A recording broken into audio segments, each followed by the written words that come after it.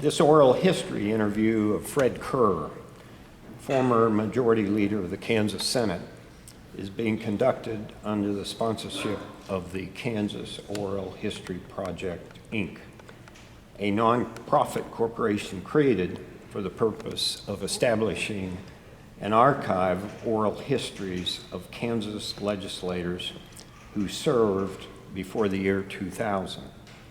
These interviews are funded in part by a grant from the Kansas Humanities Council. Professor Ed Flentje of Wichita State University is conducting this interview in the Kansas State House in Topeka, Kansas, on April 13, 2018. Audio and video services are being provided by the Chapman Center for Rural Studies at Kansas State University under the direction of Tom Parrish. Mr. Kerr from Pratt, Kansas, farms in Pratt County. He's a graduate of Oklahoma State University in 1963. Sorry about that, Fred. I knew it was a long time ago. He was first elected to the Kansas Senate in 1976 and re-elected to 3 additional terms. He served as chair of Senate Assessment Taxation Committee from 85 through 88 and as Senate Majority Leader through 4 legislative sessions, 1989 through 1992. Does that sound reasonably accurate? That's accurate, Ed. Thank you. It's very nice of you to join us today. Now, I know Burdett Loomis did an audio interview of you a few years ago. Yes. And I'm going to try to keep from overlapping any of that. Okay. I don't know what we said. But in that interview, he asked what motivated you to get involved, and your response was, well, I was involved in community activities, a Senate seat opened up, and I thought, why not me? That is what happened leading up to my running for office. Prior to that, my family kept at least some conversations going about politics and government and elected people, both national and state. So there was some interest that my brother and I had in politics, starting with that. I know when my parents would take us on trips, it was always within the United States, and we would go to different states, and my dad made it a priority to visit the capital city and the Capitol building. And he would always say, we're going to go in and shake hands with the governor. I don't think we ever did shake hands with the governor, but at least it was a point of interest that this is important. So then when I did get involved in some farm and business organizations locally in the Pratt County, and so then that's right, a seat opened up, and thought that'd be a good one to run for, and maybe we could win and do some good. So can I imagine around the dinner table there were political discussions in the Carr household? And there were political discussions, and in my family, the Kerrs, my dad's side, were Democrats, and my mother's side was Barrett, and they were Republican. So we did have some interesting conversations. It was very cordial. Were you always aligned as a Republican? Yes, when I first declared for a political party, it was as a Republican and always have been. Now, does that speak to maternal influence rather? Oh, I think at that point in time, business, I think the Republicans were associated closer with the business and community, and that's where I wanted to be.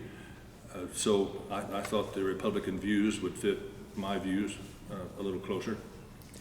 On the Kerr side, were they long-term Democrats or Well, they were long-term. FDR Democrats? I suppose that'd be right. My grandfather was a county commissioner for a while. I'm not even sure what years, I suppose On the late 30s. Which side, Kerr or? On the Kerr side, T.P. Kerr was his name. So he was a county commissioner in Pratt County.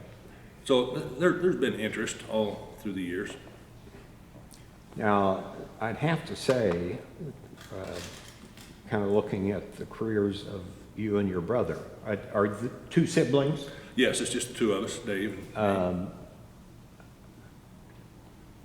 Elected to Senate, run for governor.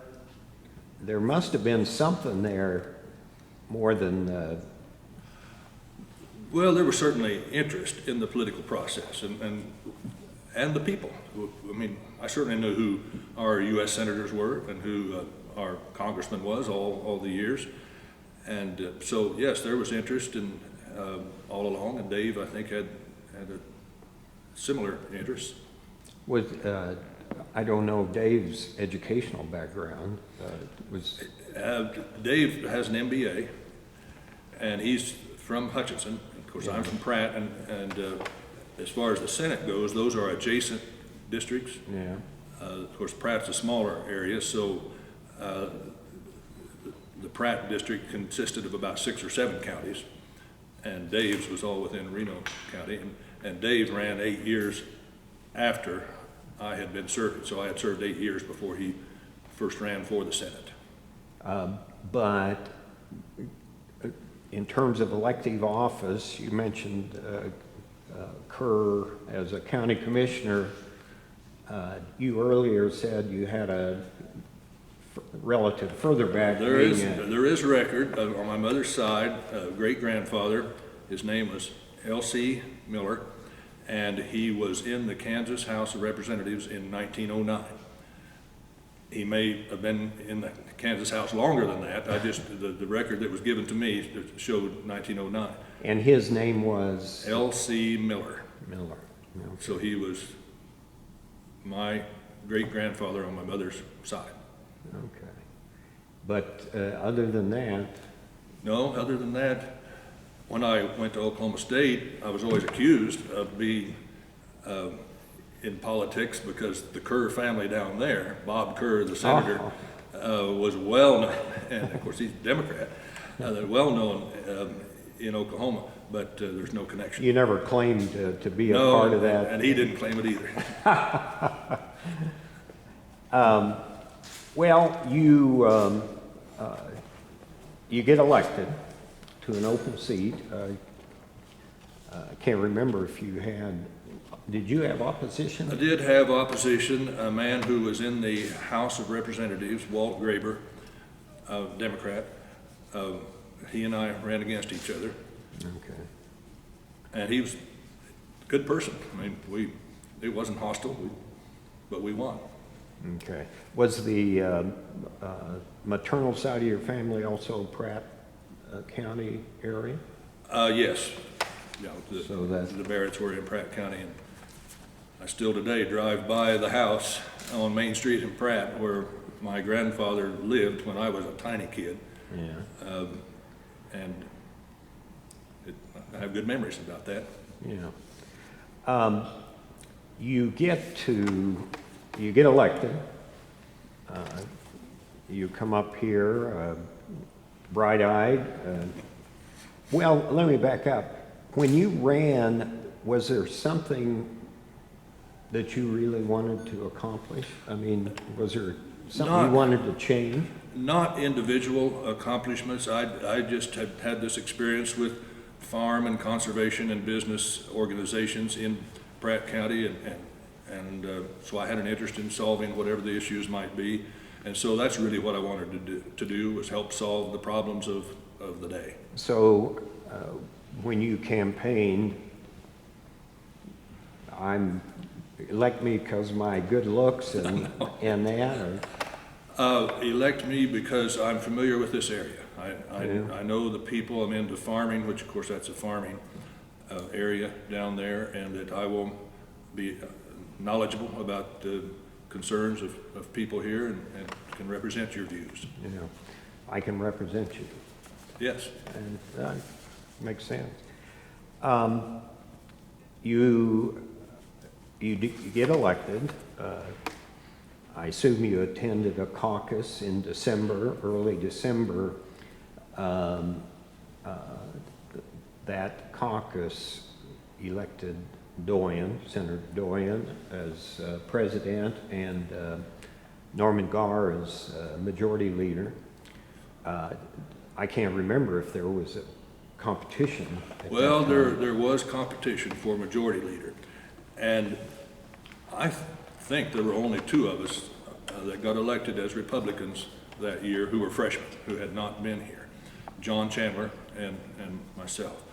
And they cut freshmen some slack. I mean, we didn't know the personalities, and so I didn't at that time really realize how deeply the feelings run on those votes. And I think Norman Garr barely won, majority leader. But yeah, I wasn't really familiar, and there wasn't resentment against new people, because we weren't expected really to know all the ins and outs of those kinds of elections.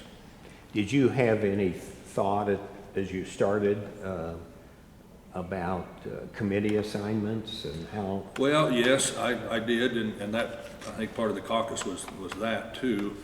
I was interested in water and energy and natural resources is the committee that covered water, agriculture for obvious reasons, and I had some background and knowledge about tax structure, so assessment and taxation was a natural, and education. I was on the education committee from the start, and for good reason there, family that feels that education is very important.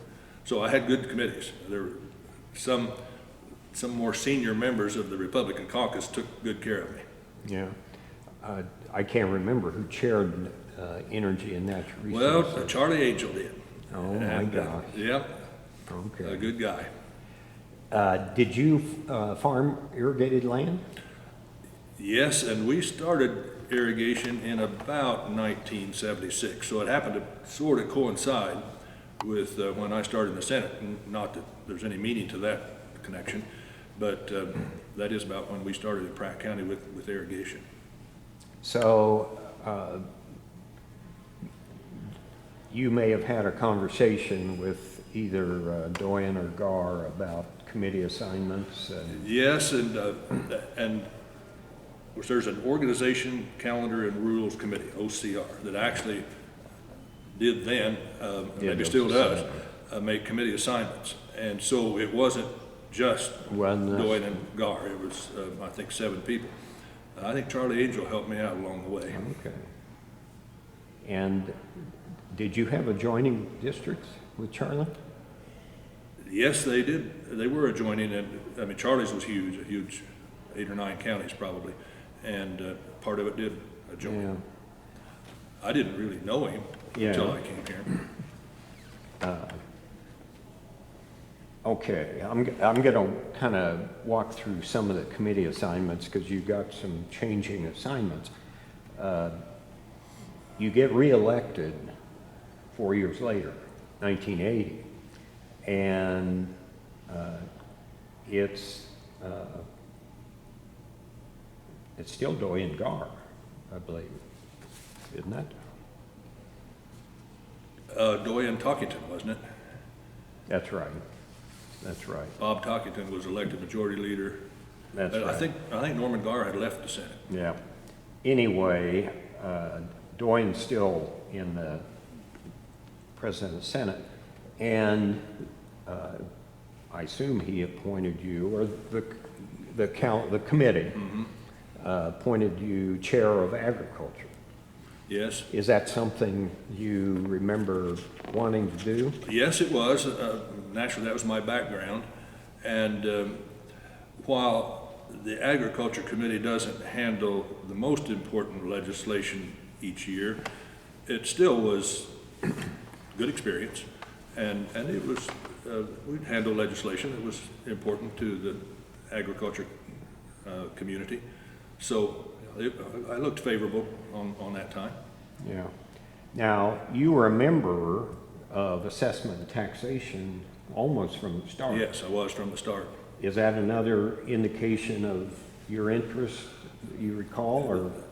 Yes, I had quite a little knowledge about tax structure, and being a math major, not that there's really a connection between that and the system of taxation in Kansas, but still, well, it is related. So I did have some background in the taxation area, and so I thought that's something I could be constructive. And so 4 years later, and Talkington is president of the Senate. You're reelected for the second time, and you're starting your third term. Okay. And you're named chair of assessment and taxation. Yes. And obviously give up agriculture. Yes.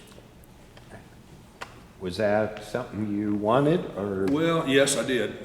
I wanted it, and I know President Talkington was very supportive of me being the tax chair while he was president.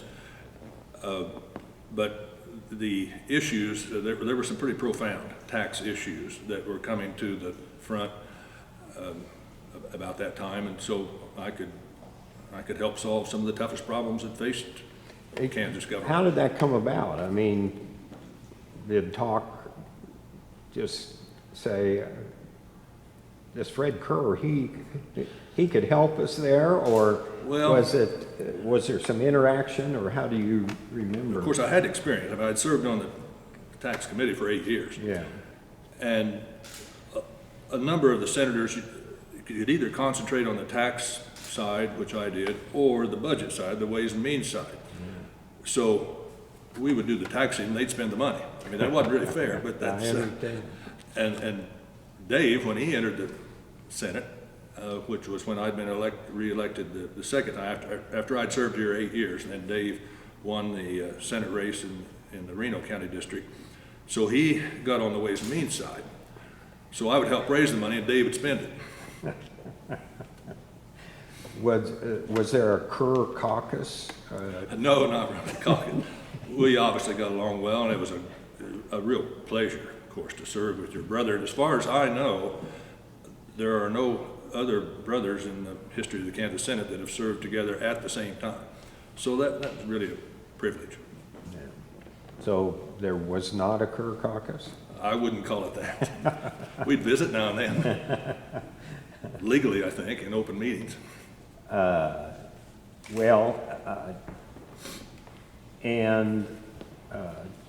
Then again, I'm just trying to follow some of, you're reelected for the third time, start your fourth term, and you run for majority leader. Or wait, how did you decide you wanted to be in leadership? Well, as far as in leadership, with the experience and having some success at solving some of the tough problems, tax problems, transportation, and so forth, I thought I could do a good job in the leadership positions. And I actually ran for president in what would become the 1989 session, and did not win that, but instead won majority leader. And so that's. How did that unfold? I mean, I could see someone running for president and then being kind of pushed out of the picture. Well, there were some senators in the Republican caucus that, for whatever reason, wanted to support Senator Burke for president, but they said, we really want you to run for majority leader, which was kind of last minute, like you say, because those decisions are made pretty fast. And then they would support me if I would do that for majority leader. So that's what we did, and it actually worked out pretty well. So at the last minute, you dropped out and ran for majority for leader. Majority leader, Yeah. yes. Okay. But it worked out pretty well. I mean, Senator Burke, who then became Senate president, he would do the Senate leadership matters, public appearances, that sort of thing. And he pretty much left the policy to me, which that's what I wanted to be involved in anyway. And so I was able to be in the middle of about all the major policy issues over that next 4-year period. It really worked pretty well. Well, you served 16 years. You saw a lot of tax stuff. Yes. That's I right. mean, and you were in it from day one to some extent. I mean, you're on the Assessment and Tax Committee. I mean, you have a farm background. You knew something about property taxes. Yes. And did you have, when you started, did you have a philosophy about taxation? Well, we really did. And between the three major taxes for state government and schools, that would be property and income and sales. And the philosophy was to balance those. The worn out cliche is the three-legged stool, but that's true. That's what we tried to do. And during some of that time, Representative Rolfs, Ed Rolfs, was chair of the House Tax Committee. He certainly believed the same thing, and the leadership in the House believed that too. So we really were able to try to achieve that balance between those three. Now, my question is, did you start there or did you end there? I mean, you had, Well, in a sense, advanced education in taxation over 16 years. I think, in exchanging of ideas between states and all, which we did quite a bit of that. We meet with our counterparts in other states through organizations, that it became apparent to me that that's the best structure for a state, and it affects different people differently, but on the whole then it's a balance. Mm-hmm.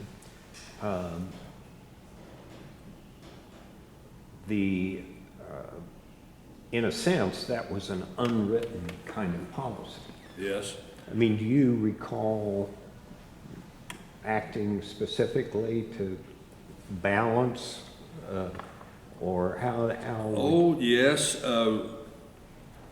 One I recall, another major accomplishment besides school financing in 1992 was the highway package that we passed. And that really did set up the state of Kansas for a generation of good highways, safe highways. But it took a package of taxes, and of course in that case it included gas tax was part of it, so was sales tax. But that was part of the effort to balance the tax structure among the people that would be served well by such a plan. And those really are the two things that I look back on as the major accomplishments.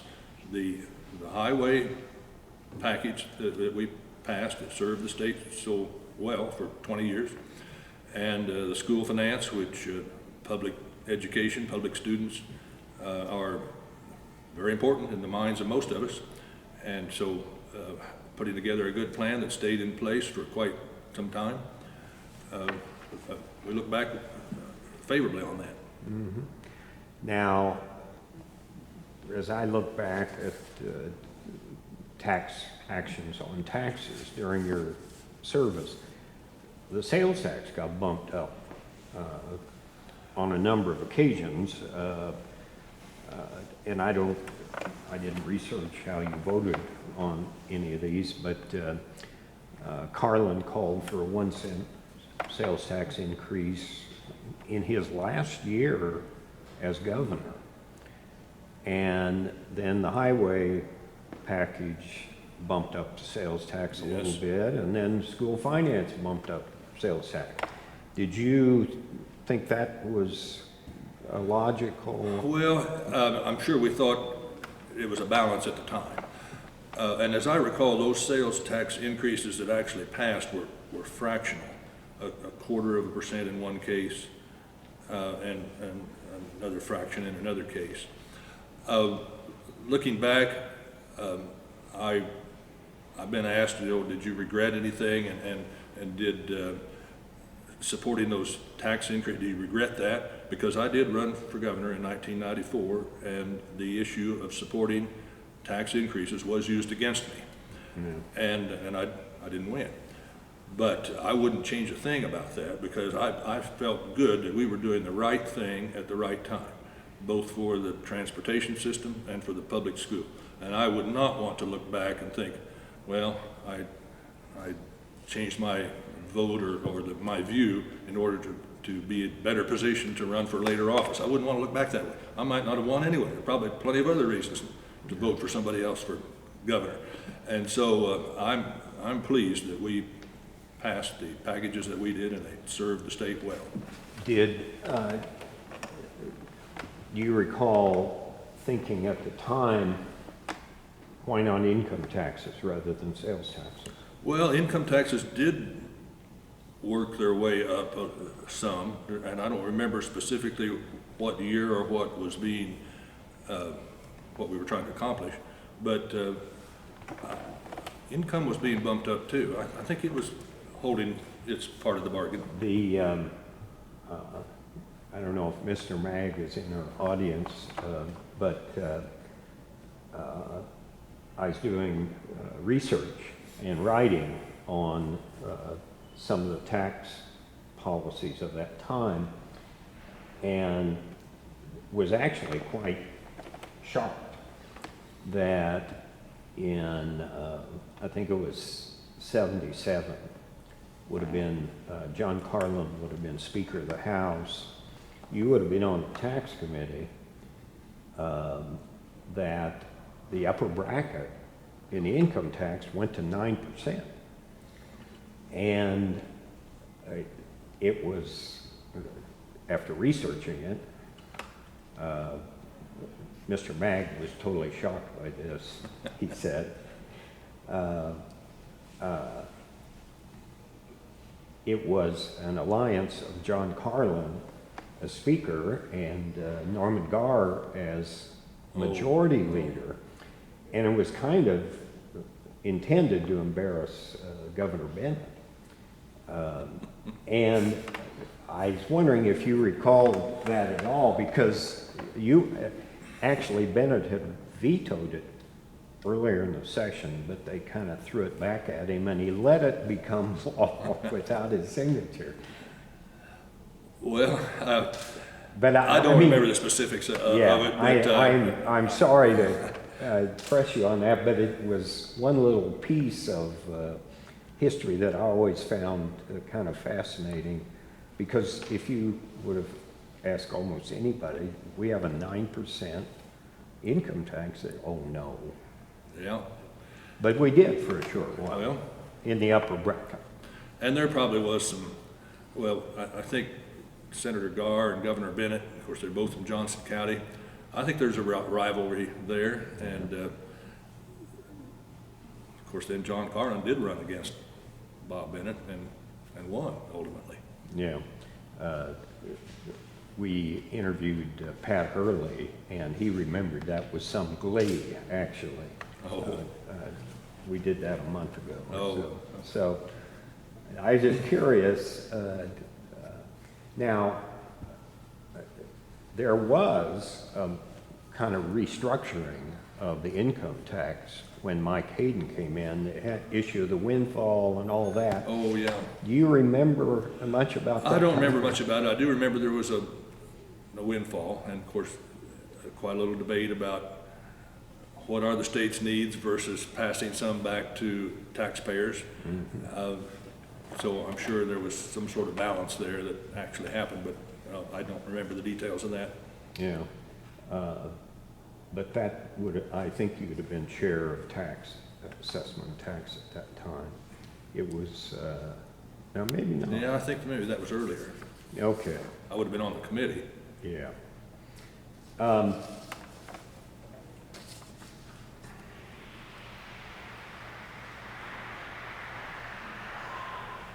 I've got to ask about something else.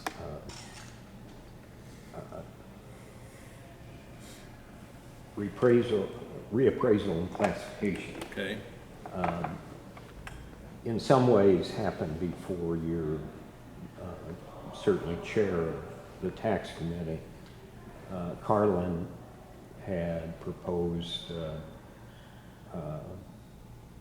he essentially had supported reappraisal if there was a classification amendment that would protect homeowners and farmers. That's kind of how he framed it. Yeah, I remember that. And so that got put on the ballot in '85.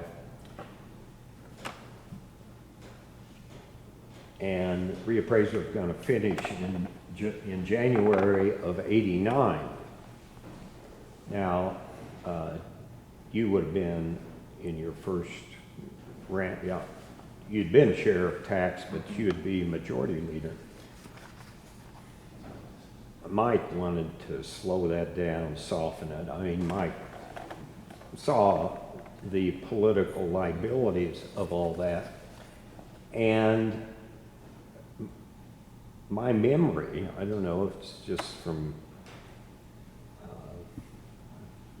talk or whatever, was that you pretty much said, no, we're not going to do that. What do you remember about that? That actual point, I don't, but I do know that as far as reappraisal goes, and it was controversial and it was difficult, but the case was made that our appraisals across the state were out of balance. And so whether it was the Board of Tax Appeals or courts, we had to change. We had to reappraise. And John Carlin was right when it comes to homes and farmland. What the market price is doesn't connect with the value. And so that, I think, was his argument, and correct, that there needed to be a classification, that those two properties needed to be assessed, taxed, at a different, lower level than other properties. So there was good reason for that, and there was lots of negotiation, of course, what those levels should be, both for farmland and homes, and so we did arrive at what a compromise, and as you say, it was put on the ballot and did pass. As far as the reappraisal goes, it's obvious that when a reappraisal goes into effect, there are going to be some gyrations, and so the people that are on the wrong end, in other words, get taxed higher as a result of a reappraisal, don't like it one bit. And I'm sure that Governor Hayden knew that would be the case. But once we had gone through all the process, which was, I guess, a several-year process to do the reappraising, and then, of course, the classification was kicking in, I don't think it made sense to delay longer. It's time to get it done, put it into place. But you don't remember having a conversation with Mike as governor where he said, Fred, well, let's delay it just a year past the next election or something. I knew the box that he was in. I mean, we all were, but he was governor, so he was the point man. But yet, it had to happen. We just need to get it done and move on. I would never party those conversations, but I can imagine. Well, I mean, Mike said we did the right thing, but Yes. it was a political It was a minefield. problem. Yeah, it was. He was the victim of that. Yeah. Well, another area that you served during, I call it an era, was the Carlin. I mean, you were there during all of Carlin's 2 terms. Yes, yes. So you overlapped completely. What is your memory of that time while Carlin was serving as governor? Well, John Carlin, of course, came from a rural background, and so we had in common there. I think he related pretty well to people. I think that's partly a pretty big reason why he got elected. As far as the policy, while he was governor, course, he had been Speaker of the House, so he was very knowledgeable about state issues and the legislature, so he knew what might fly and what wouldn't in the legislature. So I think it was a fairly successful time from that standpoint. I know he had some economic development issues that he proposed, and I wasn't in the middle of all of those, but I certainly knew about them. And they were, well, liquor by the drink, and I wasn't really involved in that, but I understand the economic development side of that. Pari-mutuel racing and lottery, and those things all passed. And I think his proposal on lottery and using the money for economic development purposes in Kansas was good. I think it served the state well. It did provide a pool of money that could be used for enhancing other economic development in the state, and I think that worked pretty well. There was one issue that may have gone before assessment and taxation, and I was wondering if you remembered anything about it. It authorized cities and counties to exempt certain property from taxation for economic development purposes. Of all the amendments, constitutional amendments, and most of these items were constitutional amendment, it passed by the slimmest margin, and I just wondered if you had any memory of that. Well, I don't remember the actual debate that much, but I do remember as the years went by with the local governments using that, or the availability of those exemptions. And again, I think they worked well, and I think those are still being used today. And so, yeah, I think that was a major accomplishment during Governor Carlin's tenure. Now, John Carlin has done some interviews after all his political career, and he made an interesting point. He said that, I think he said, 80% of what I got done was in my second term. And he said he attributed that to his announcement sometime before then that he would not run against Senator Dole for the U.S. Senate. I was curious if you had any memory of that. Or I don't remember him saying that, but I can certainly understand that would have helped him accomplish goals during his second term. I mean, he did the right thing, if that's the way he put it. Yeah. And a lot of us then in the legislature, if he had not, I mean, if the threat was there that he was going to run against Senator Dole, and we liked Senator Dole certainly, Republicans, John Carlin would have had a tougher time with his agenda. Yeah. So yeah, that part is true. It would certainly work that way if that's what he was thinking. Did, I think a liquor with a drink, pari-mutuel wagering, those weren't rural. I mean, you didn't have people clamoring. No, on the liquor by the drink, there's quite a little opposition in the area that I was serving. Pari-mutuel racing, there actually was a small racetrack in the district that I served at Anthony. And so there was some interest down in Harper County. And so actually I think I probably supported it. Mm-hmm. But it didn't turn out to be a big thing in Kansas. Mm-hmm. There was, and again, you may not have been intimately involved, but the two KU professors, Redwood and Kreider, issued a report, and I kind of remember that one. And what was that report of? Well, it kind of laid the groundwork for these constitutional amendments, and I just wondering if that was a part of your memory at that time. Well, now that you mention that, I remember those names, and I think that part of the Carlin package was assigned to the committee I was chairing, and I do remember comparing their recommendations to what was before us and using that as part of the decision and legislative process. Yeah. Well, so much for Carlin.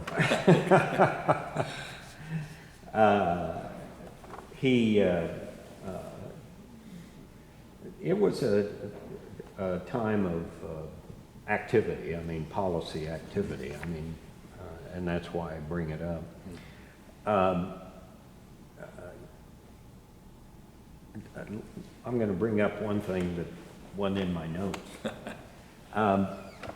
The death penalty became an issue in that time. In fact, that might have gone clear back to Bennett. Yes, I think it did. Bennett advocated the death penalty, couldn't get a support. Carlin said, I'll sign it. Then when he got a bill, he said, I can't sign it. Mike Hayden campaigned on it in part, couldn't get it passed, and then of course Finney got it passed. Were you involved in any of that? I remember some of the debates, and in the early couple of years that I was in the Senate, probably the most emotional debate or debates did have to do with death penalty legislation, and it is a difficult issue. So that's what I mainly remember about it, is that there was probably more tension in the Senate when that issue was debated than any other. How did you position yourself? I supported it,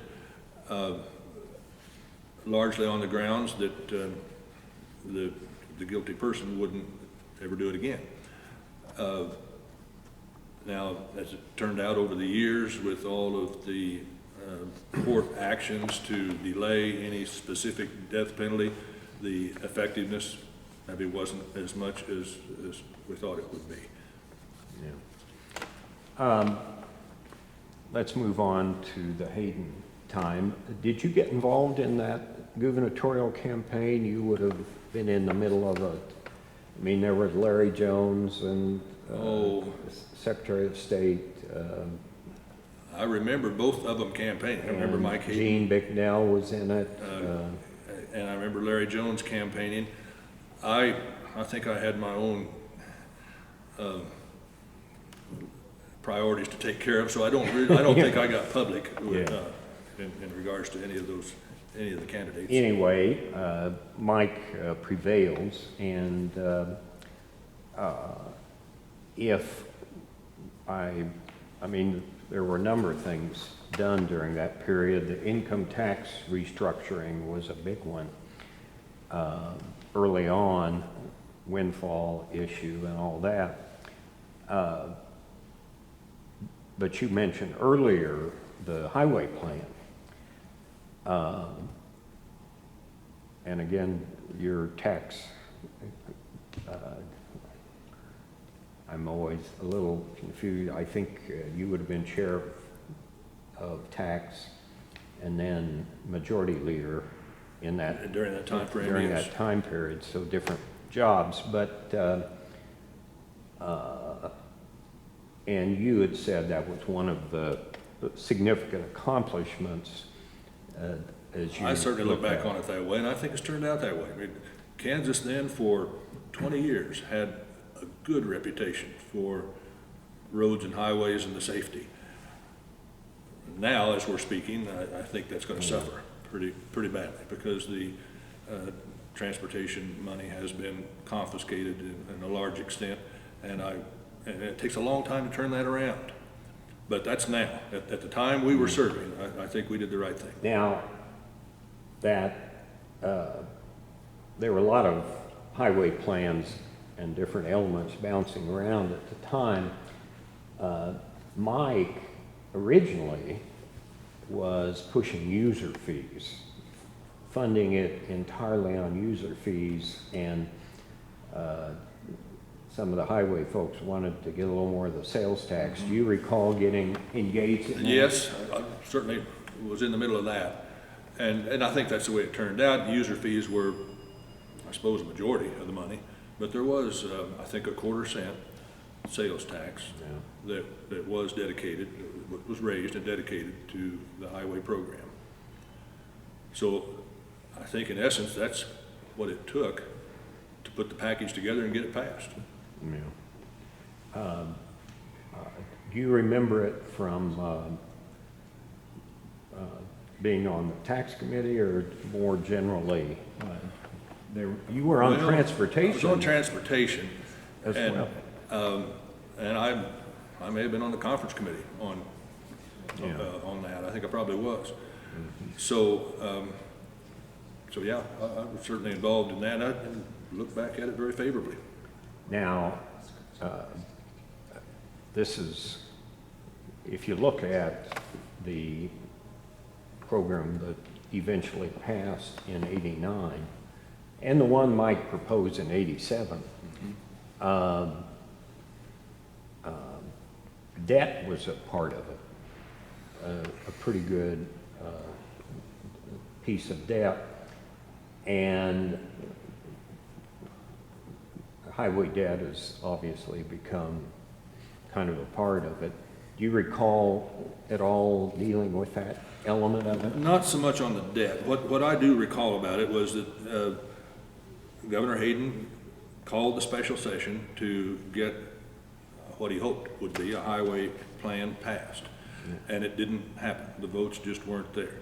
But I still give him a lot of credit for bringing that issue to the public, and then support for it did build over the next year and a half, and we were able to pass it. And so I think that it took both to get it done. Were you always in a affirmative position on that? Yes, I think I always realized just the long-term benefits of a good highway system. I live pretty close to Oklahoma, and in those days their system was pretty bad. And Kansas, you just appreciate it, having a better system in Kansas. So yeah, I was always supportive of that. And the highway contractors, I think that's a good group of people in Kansas, create a lot of jobs, and I relied some on their recommendations too. You mentioned your interest in water. Yes. And Governor Carlin and Joe, can't think, his name slips, came up with a water plan. His aide, Joe Delatorre. No, the water. Oh, Harkin. Harkins, Joe Harkins. Yeah. Good memory. Well, he was a good man. I remember him favorably. Definitely a good man. They came up with a water plan that was endorsed broadly, but it had no financing. And as governor, Mike was completely committed to getting a water plan that more than dealing with, that might deal with recreation, conservation, a whole variety of purposes related to water.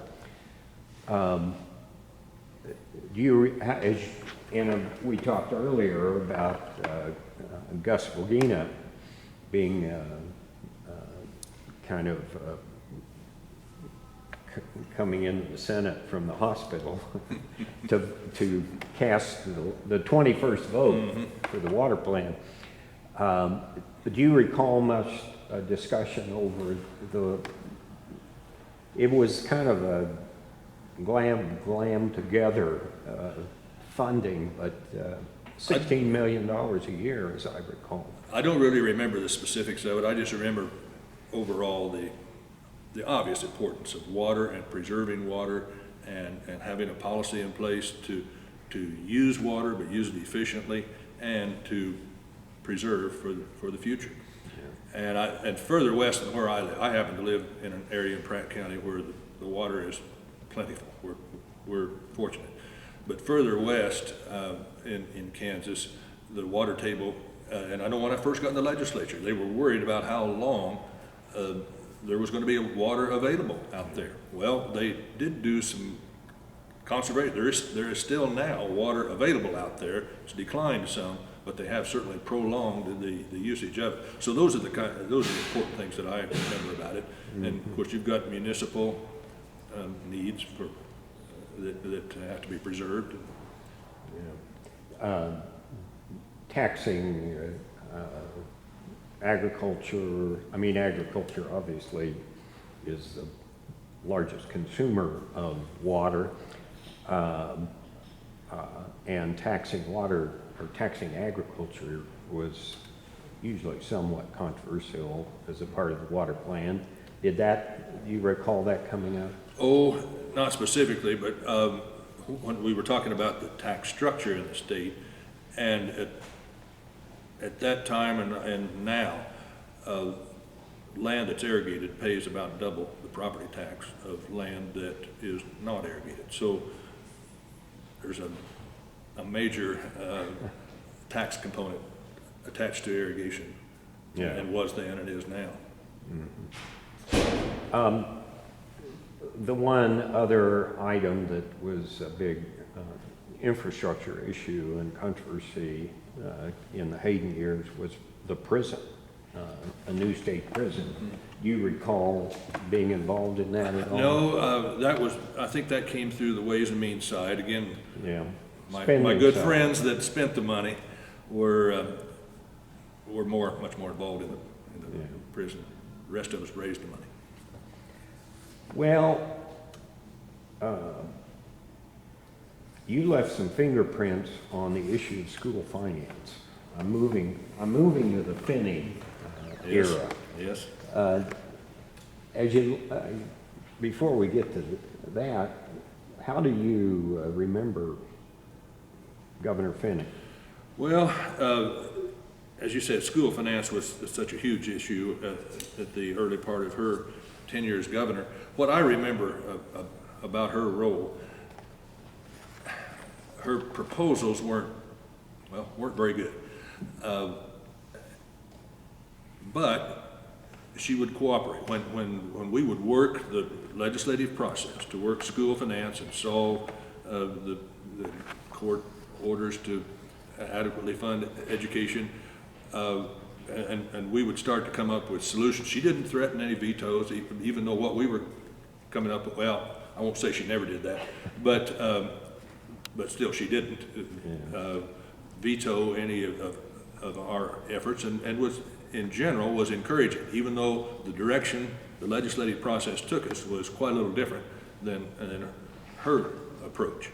So from that standpoint, it did happen. It got done while she was governor. And I was talking just more generally than school finance, but well, that and I guess generally too, the way I remember her is that maybe her proposals weren't that constructive because they weren't really in line with realism. For example, she wanted to take exemptions off of sales taxes. Yeah, I mean, that is a good example. But when we went a different direction, she didn't get in the way. Yeah. We indicated former Speaker of the House, Marvin Barkus, was here, and I don't know if you have any specific recollection of the 91 session, but Barkus and the governor were pretty much at odds, and I mean, you had a veto-proof legislature, both houses. In fact, the Democrats in control of the House, and they were joining Republicans in overriding her again and again. Do you remember that time period? No, I guess I don't. What I remember during the time when the legislature was so evenly split between Republicans and Democrats, and the Democrats did control the House at times, I remember a coalition that would cooperate and get the important issues of the day solved.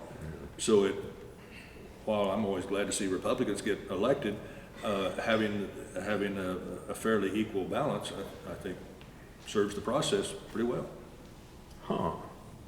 Now I don't think you'd find many majority leaders that would say that. That's right, you wouldn't say it, but it may be true. Well, let's go to school finance.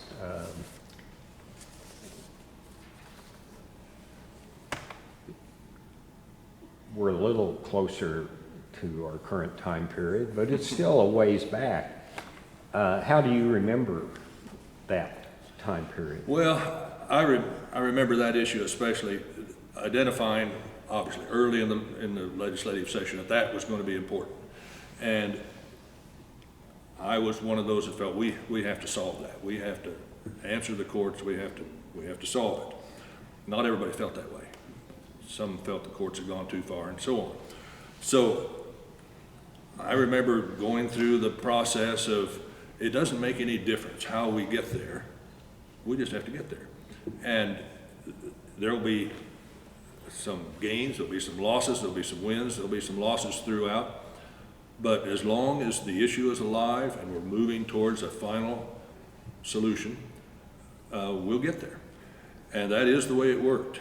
And the House in that year, 92, handled that legislation first, school finance first.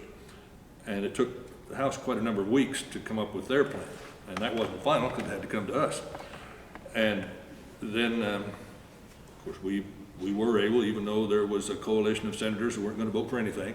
So when that happens, you work with those who are willing to compromise. Those who are just opposed because of the tax structure, I mean, they're good people, but you don't need to listen to them because they're not going to support what you're doing anyway. And so I remember doing that. And at one point, I guess I was reminded that it took us 6 votes in the Senate at the end of the session to finally pass school finance. And I wasn't counting, but I was confident it was going to pass because I knew the process was moving forward. And I do look back on that pretty favorably, and I guess the structure we put in place that year in 92 generally stayed in place for the public schools for, well, really until 2012 when the tax structure was gutted in the state. But I look back favorably that we were able to put together a good system, good structure for funding the public school kids in our state. And so we got it done. I'll mention one little anecdote, which I think is appropriate. We were going through all those debates. Each time there would be a conference committee report to, here's the latest compromise on school finance, and it would come to the Senate.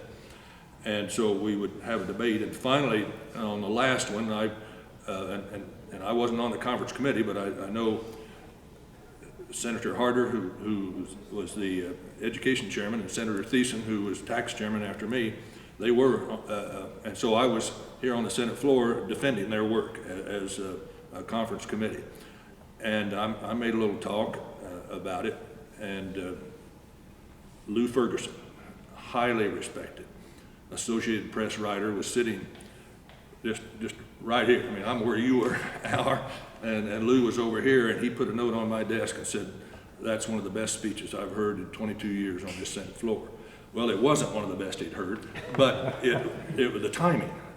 The timing was right. It was short, and then it did pass right after that. So coming from Lou, that meant a lot. And just to go on in later years, I ended up serving on the Board of Regents with Lou at the same time. So, a highly respected person, and I appreciate that. Anyway, so we got the school finance passed. One other little anecdote like that. This may seem silly, but at Pratt, the Miss Kansas pageant is held, and that's in June. So it's 6 weeks or something after the end of the legislative session. So I was there at this particular parade. They have parade, and Governor Finney was out, Governor Finney, and she coming down the street, she saw me, and she stopped the car and came over to shake hands and thank me for helping to get school finance. So, but that's kind of what I mean about her. We might not have done it the way she wanted, but she was supportive of what we did. As I look back at that time, and your majority leader, you go through 5 attempts to pass the original bill. What kept you going? I mean, well, we had to solve it, and really we're not discouraged. I mean, it was still alive. that was not discouraging? No, I knew what the outcome was going to be. We were going to do it, and so no, that wasn't discouraging. That was just part of the process, and if it took an extra week, just as long as we did the right thing, that's what was important. So you really had no doubt. You're just gonna keep pushing. That's right. Forward. And that's before conference committees. That's, Well, the part I really remember is the conference committees. yeah.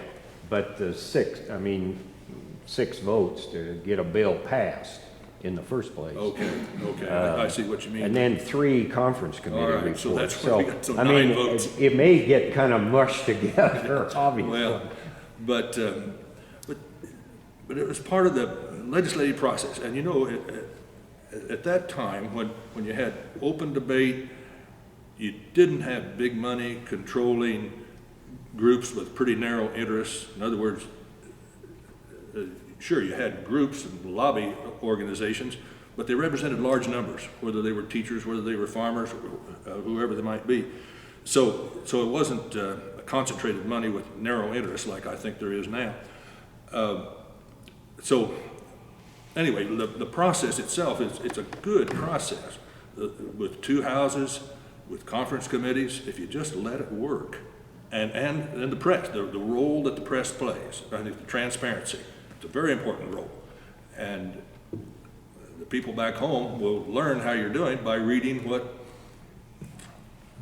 watching TV, or what the reporters here are generating. So it's a good process. I think it's deteriorated. You never had any doubts around that 5th vote? No, it was going to pass eventually. Did you have Because a majority in the Senate here wanted it to pass. They had different views. Did you have a mentor ever in, I mean, your confidence about the process, your pushing forward? Well, when I started being on the farm, local organizations, I was pretty green. I didn't know much at all about the politics of the Senate and the legislative process. I remember one person, and it seems kind of unusual, but Winter Sr., WW1, who had a personality very different from mine. He was flamboyant and funny, and he was chairman of the Ways and Means Committee, so he really knew the state budget. His office was down the hall here in the building where I would walk by when I went home at the end of the day. And so he'd see me and he'd invite me to come in, sit down. I'm here, I'm just a freshman that doesn't know anything. And we just talk about it a little bit, not long, but a little. And I just remember him, and I thought, of all people, this person is so different than I am, he helped me out. And so I think that probably was the start of really learning the legislative process.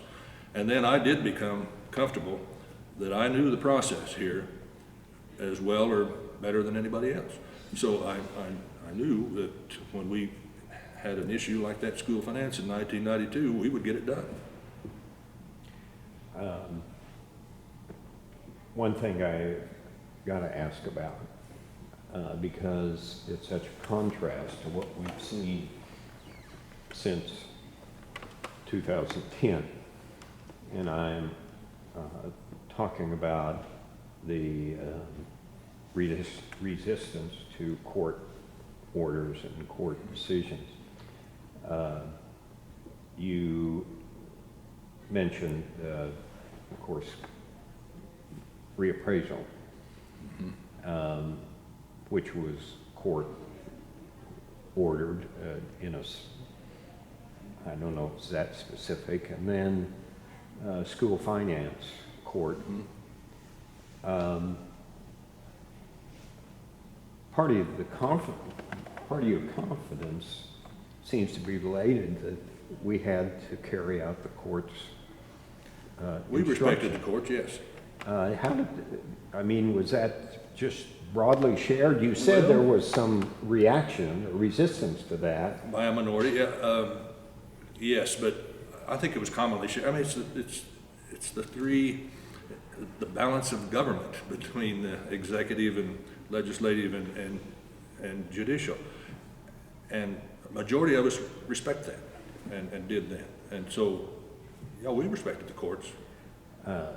I do not recall, and of course I wasn't close to it,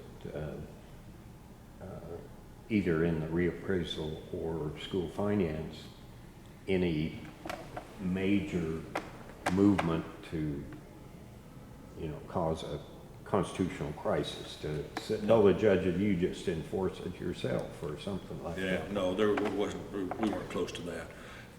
And on school finance, a big majority was really supportive of public schools. I think there's been an erosion of support for public schools, and that, and then that hurts when you're trying to provide funding for the schools.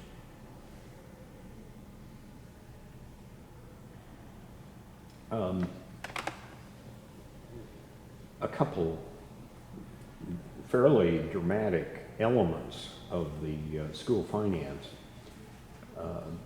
as I look back, kind of stand out. One was a completely new approach to distributing state aid, base state aid plus weighting. That's one thing. The other is a completely new state aid program for construction. Do you recall though, did you have strong feelings about those, or? Well, there was a distribution of state aid and trying to provide the equal opportunity to education for students regardless of where they live. I believe strongly in that, and that was a lot of our efforts, and there are many moving parts to that formula.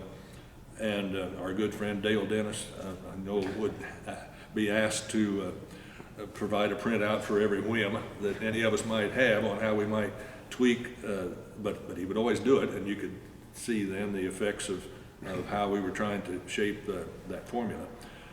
But again, it worked. That was part of the process. The construction part, I was not as involved in that, so I don't remember very much about that debate. Now, the mandatory statewide levy actually overall reduced property taxes, but some folks out your direction didn't like that because it essentially, I'm thinking of the oil and gas Yes. folks, I think they were going to go to another, try to align with another state or something like that.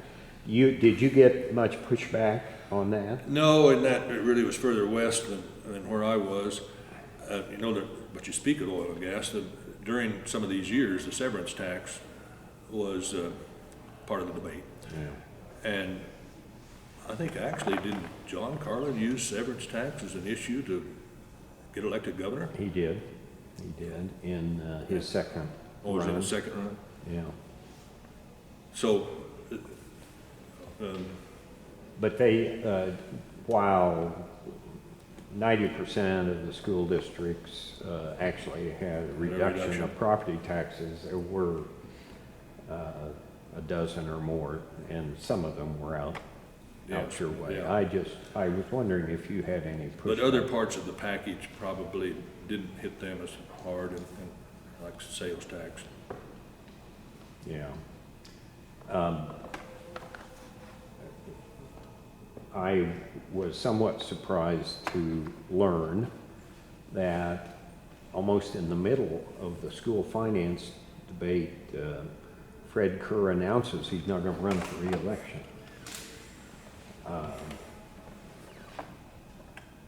Do you remember Well, making that announcement? I remember making the announcement, of course.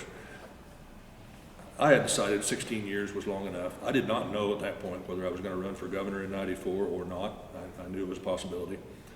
But I think that really was it. I'd been here 16 years. I addressed the problems that I thought were the most important.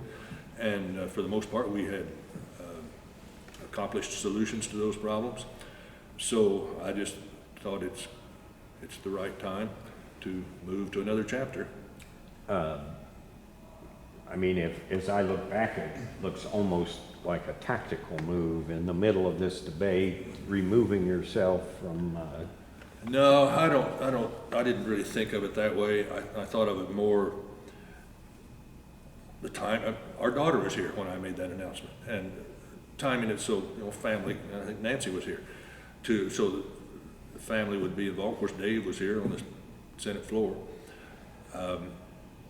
But no, it was more personal things as far as the timing goes, and maybe it was a mistake. If governor had been my overriding concern, maybe I should have run for re-election in the Senate and been more visible. But I don't look at it that way. It was 16 years is long enough, and we accomplished a lot, and it was time to move on. Well, we've covered a lot of territory, but I got a few questions left.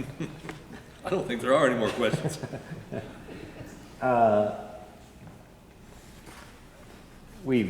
You've commented, we've commented that the era, that 16-year period, you served in might have been described as a golden era of, state politics. I mean, a lot was accomplished, and whether you're talking about Carlin or Hayden, or you go back at Bennett, and certainly during Finney,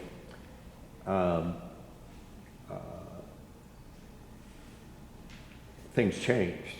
And in fact, for the past few years, we've had folks that look back and say, well, what they did was all wrong. I mean, spent too much, taxed too much, and all that.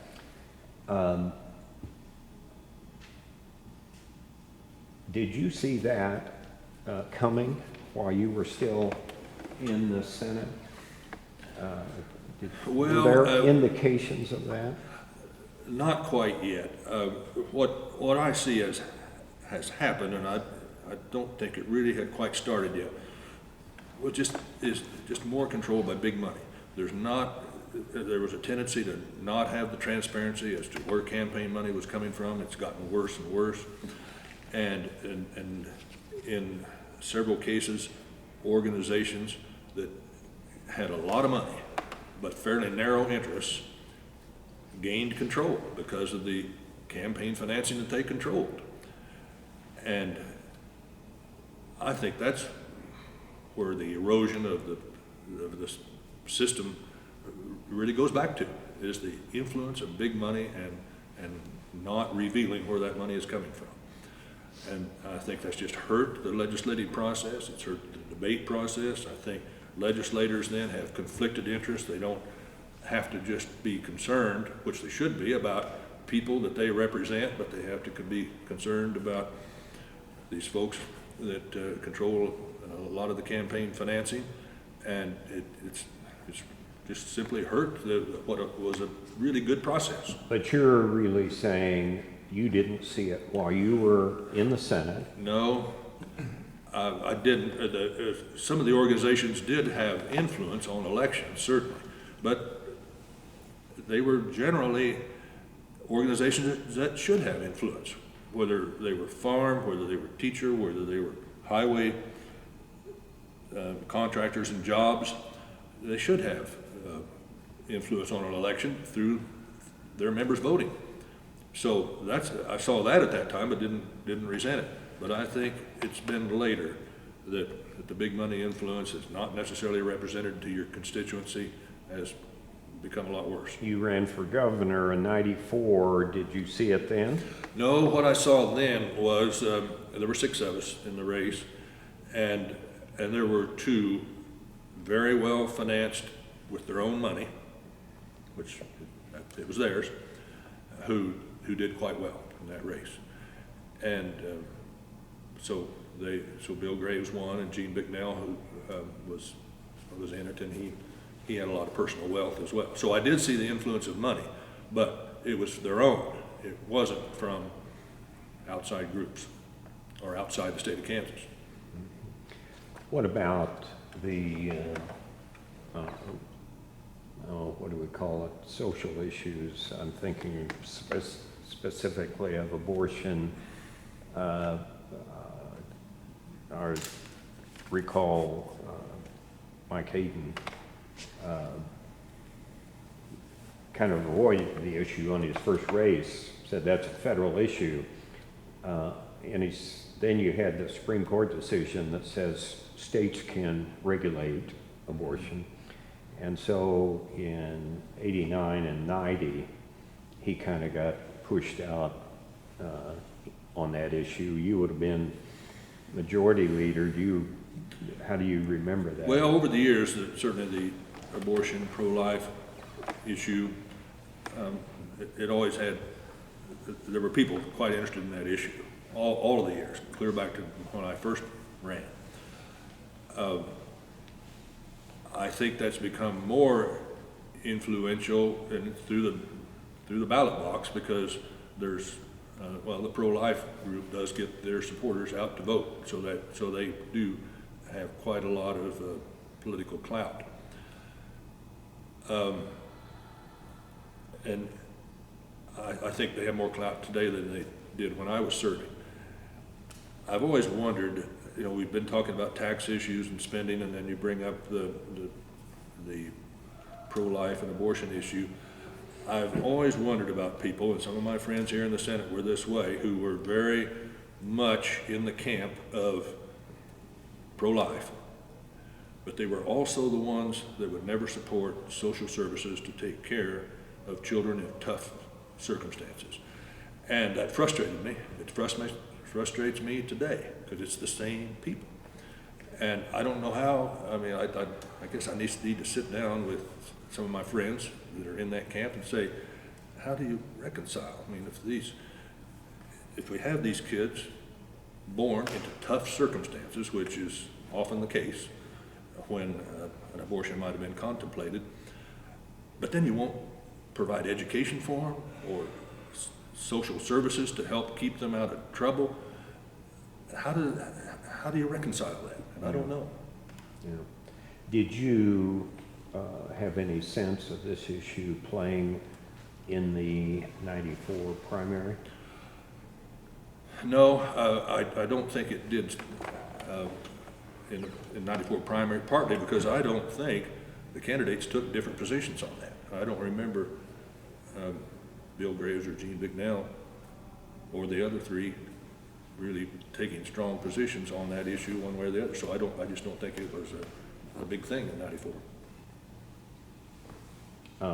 You obviously have watched state politics since you left office.